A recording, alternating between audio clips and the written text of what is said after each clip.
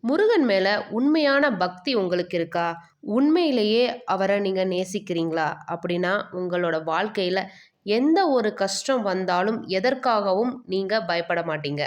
இத நான் சொல்லலங்க. பாம்பன் சாமிகள் சொல்றாரு. என்ன சொல்றாரு அப்படின்னா, "வானம் இடிந்து தலையில் விழும்படி வம்பு வந்தாலும், என்னை அந்த கானமயில் திருமுருகன் திருவருள் கைவிட மாட்டாதே." அந்த வானமே இடிந்து நம்மளோட தலையில விழுற அளவுக்கு நம்மளோட வாழ்க்கையில பிரச்சனைகள், கஷ்டங்கள் வந்தாலும், அந்த முருகன் கானமயில் ஏறி வந்து நம்மள காப்பான் அப்படின்றது தான் பாம்பன் சாமிகள் இந்த பாடல் வரிகள்ல சொல்றாரு. ஒரு விஷயம் மட்டும் நம்ம ஞாபகம் வச்சுக்கணும். முருகன நீங்க முழுசா நம்புறீங்க அப்படின்னா, எந்த சூழ்நிலையிலயும் அவர நீங்க சந்தேகப்படவே கூடாது. நம்ம வாழ்க்கையில சில விஷயங்கள் நடக்கலாம், நடக்காம கூட போகலாம். என்னோட பக்தியிலயும், பூஜையிலயும் குறை இருக்கலாமே ஒழிய, முருகனோட அருள்ல என்னைக்குமே குறையே இருக்காது. வெற்றிவேல் முருகனுக்கு அரோகரா.